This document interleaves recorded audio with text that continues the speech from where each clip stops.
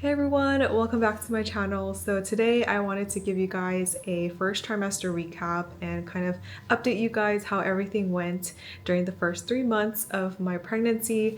I will be talking about the 5th week symptoms all the way to 10th week symptoms. I did talk about my 2-week wait symptoms in the previous video and I've linked that below, so check that out. I'm also going to be talking about my doctor visits and some of the tests and labs that I had to do, and also throughout this video I'll be giving some tips. Hopefully it does encourage you guys.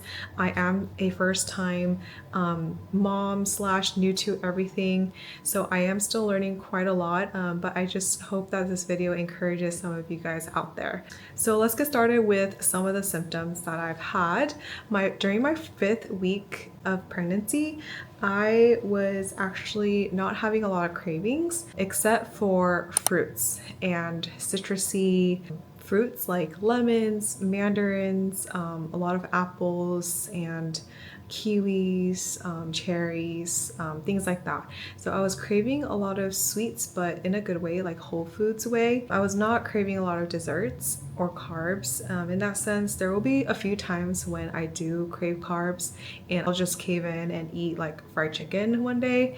I really hated coffee and the smell of coffee. I am usually a coffee drinker. Pre-pregnancy, I drink like maybe 1 cup of coffee a day, but I just absolutely hated the smell of coffee and I would eat dark chocolate instead. But even dark chocolate, I loved dark chocolate until towards the end of first trimester. I just stopped eating dark chocolate altogether as well. So during my first trimester, I tried to walk at least for like 20 to 30 minutes after meals, just because I felt very bloated. I definitely didn't do any heavy exercises, weightlifting, because I had a miscarriage last year and people kept telling me not to go so ham on working out, and I physically couldn't work out. So I took it slow and easy, but at the same time I didn't want to be at bed rest all day long. So I did get some sunlight and walk for 20 minutes a day or twice a day. Yeah, so my appetite would go up and down. It was definitely not stable. I was super hungry at some periods, sometimes in the middle of the night or in the morning especially. I'd have like hunger pangs and they'd actually hurt a lot if I didn't eat anything. Some days I just did not feel like eating anything at all. I had like a 90% food aversion, so some days I would wake up and I would be like, I don't even know what I want to eat. Like I'm just craving nothing, like nothing at all. It was really hard to adjust to that, and I knew my body was dramatically changing, so I was trying to give myself grace and tell myself that, you know, I can get through the day. I would crash around 9 p.m. Usually I sleep pretty late, maybe around midnight. Once I got pregnant, the fatigue hit me like crazy. I was taking naps, multiple naps throughout the day during my first trimester, and I just felt so drowsy all the time and I just crashed at 9 p.m. So I wrote on here that there were some days I didn't feel pregnant at all, which was the scary part because of my miscarriage last year. Like I just had so much anxiety going into this pregnancy. I wasn't sure like if this pregnancy would stay, and the days that I didn't feel pregnant, I was like freaking out, but I had to calm myself down and I was just telling myself, hey, like it's gonna be okay. There are some days where you feel super bloated and you will have like a really big belly more than other days because you're not as bloated. And I was out of breath really easily during the first couple of weeks, and even now I am out of breath, so I'm gonna get some water. I wrote on here that during my 5th week, I could feel my heart beating so fast and hard, I was scared. I had this fear I might not wake up because it would be pounding so hard while I tried to sleep. Yeah, that was the first time that I felt that, and I was texting like some of my friends like, what are you supposed to do? Like, and I asked like if that's normal, and yes, that is normal, and it can be pretty scary, but I, again, like whenever anxiety rose, I just had to calm myself down and ask my husband, like tell my husband and ask him to comfort me in whatever way he can. 6-week symptoms. I had brown light spotting, and every time I wiped there was a very slight pink brown color, and then it stopped the next day. Light brown spotting is very normal apparently in first trimester, and it can happen. My doctor said that's like pretty normal. Of course, if the bleeding gets worse or if the bleeding is red, like bright red and large amounts, that is something to call a doctor and or go to the emergency for. During the 6th week, I had constipation. I tried this new prenatal brand, and other products that I mentioned, I will link them in the description below. But I was trying this brand and I had major constipation. It included iron, and I guess my body just did not want to push out any food with iron, and the constipation got worse. Like, it was to the point where I had hemorrhoids, and I asked the doctor if I can switch the prenatal to a different brand, and that has been working out for me since. However, during the 2nd trimester, I had an aversion to the prenatals that I was taking, so I switched it to this brand. And during the 6th week, I had my first feeling of throwing up. So I wanted to vomit so bad. I was hovering over the toilet or the trash can, but nothing would come out. But I just felt so nauseous during that time. Bland foods like nuts or toast, something like that, and it would help. And I would open all the windows to get fresh air, and that would help a little bit. Week 7, I felt less bloated, but I was still constipated, very constipated, sitting on the toilet for days, and I had low energy and fatigue all throughout the day. I had no cravings. Food was not appetizing or enjoyable at all. And that is one of the cons, I guess. The biggest con is not enjoying your food anymore while you're pregnant. 2nd trimester, it gets a lot better. But at the same time, there's still that lingering feeling of like, I can't enjoy this meal as I used to, and it really sucks. Week 7, I was also feeling very dizzy, and I felt like I was going to faint. And that could be due to low blood sugar levels, like especially in the morning if you don't get food in your stomach, or low iron levels. So I took prenatals and I ate like more fruits in the morning, and that helped a little bit, and keeping myself hydrated, reminding myself to keep drinking water because it does help.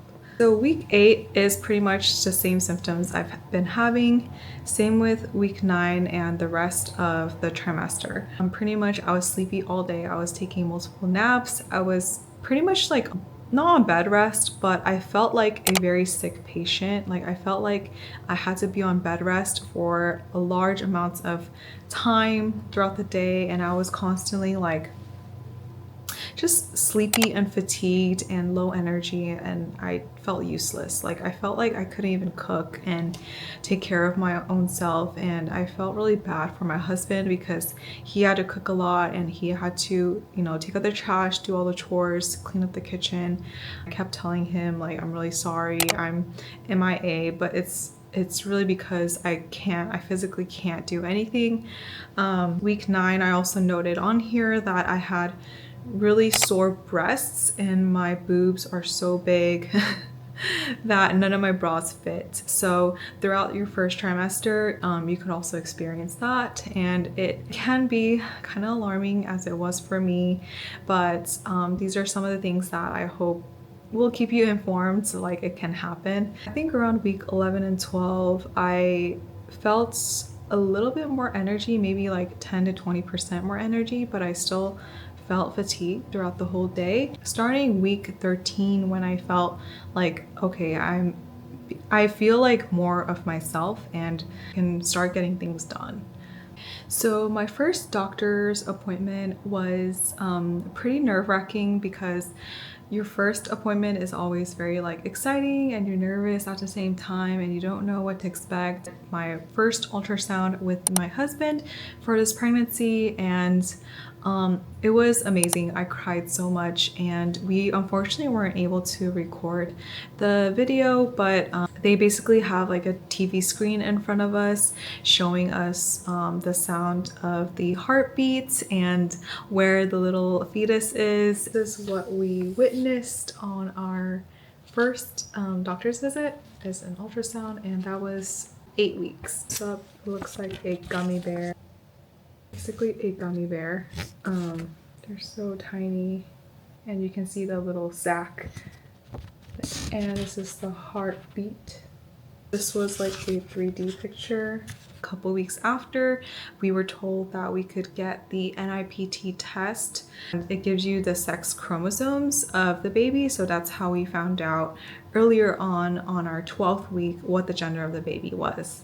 Also did a regular basic panel for my own health. This test for your thyroid levels, for rubella, measles.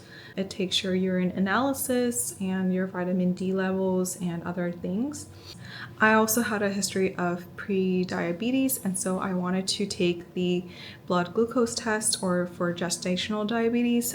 However, I didn't want to take everything at the same time because for gestational diabetes, you have to be fasting for like 2 hours, I think, prior to taking the drink. And so I chose to do the gestational diabetes one during my second trimester. Around 12 weeks, the last week of my first trimester, we had the NIPT result come out, and that's how we got the gender reveal. And if you haven't watched the gender reveal video, I've also linked that below. One thing I totally forgot to note is my first trimester, I had so much like sciatica back pain. I asked around if that was normal in your first trimester, and people said that usually they get back pains like in their second or third trimester. So I was a little bit worried, but my doctor said, you know, that's completely normal. Like all women will experience back pain whenever it happens, and it's nothing to worry so much over. It would come and go, so it wasn't always like a sustained back pain throughout the day, but some days it will be like no back pain, some days it will be like really intense. What helped me was getting a lot of pillows and doing some exercises. I saw some exercises on YouTube. Search them up yourself and ask your doctor if it's appropriate. This is like one pillow I got, and I can also link it below in the description. I also got the wedge pillow that you usually get for pregnancy. It goes like this. Go like this, and you sleep on your side. Also forgot to mention that sleeping on an incline helps a lot as well, especially if you have like acid reflux. If I had to give any tips or suggestions for the first trimester, I would say try to have a good support system. I honestly don't think I would have survived first trimester if it wasn't for my family living nearby, and because they were able to supply us with food and things that like nutritious foods that I was able to eat during my first trimester. That helped a lot, and just having your partner, your husband or your spouse just next to you and being just communicative, like communicate with them like how you feel and how you're feeling. And my husband was also a great support. He made sure I was eating well and made sure I was taking my prenatals and drinking water and all that sort. Another tip is that Google is not your friend. There's a lot of great information out there, but there's a lot of information out there, and it can not necessarily like apply to your situation. So during my first trimester, every time I'd get anxious, I would like type on Google like, what do I do, or is this normal, like how do I solve this problem, what happens if ... And I would ask Google like so many things. Like literally almost every day I would be like Googling something. I would say like half the time it would feed into my anxiety. Just letting you know that there's a lot of information. There can be good information, but also information that doesn't really apply to you. And so try not to let that feed your anxiety. And for nausea and vomiting during the first trimester, what helped me to have immediate relief from nausea was smelling alcohol and also chewing minty gum.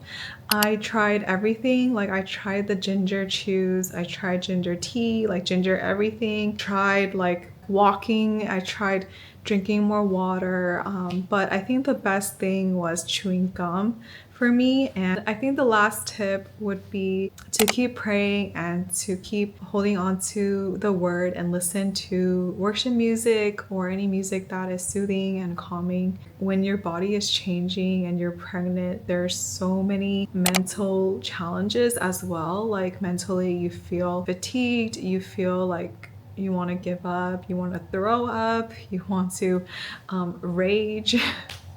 And there's just so many mental challenges and struggles that you go through, but remembering to pray and trust the Lord is something that helped me a lot. And I couldn't have gone through first trimester without the community and the friends and the family that I've had. It's like an opportunity to strengthen your marriage as well. Like, this is a great challenge. This is like really difficult, but at the same time, like through the difficulty, I think it's important to not neglect your spouse. I'm so grateful that he was willing to do all these things, and at the same time, I wanted to show him that I still supported him and loved him as well. Oh yeah, and another tip is give grace to yourself, because I felt like, because my body was changing so rapidly and so much, I started grieving like my old body. And the first trimester, when it really hit me, like, wow, my body is changing. Like, it looks so different from what it was before I was pregnant, and after like breaking out, getting all these stretch marks, like gaining like 10 pounds in my first trimester, and eczema, and feeling like super icky and itchy all over. Like, having gone through that, like, it can be alarming like in the moments, and then you look back and you realize like, wow, my body has changed so much. Okay, I also forgot to mention the body oils that I was using the first trimester. I was using this body oil. I like the body oils that are oil form because you can spread it around generously, and I would use that oil every time after I showered. It's the Honest company, which I really like, and I'm using this one as my second body oil for the second trimester. I noticed that the stretch marks are still there and they are still visible, which was quite a disappointment, but I heard that, for stretch marks, it's just kind of impossible sometimes to get rid of because they are hereditary, but I'm not too sure about that. So I hope this video was encouraging to you. I'd also like to hear from future mamas how your journey is going, and I'll see you guys in my next video. Bye!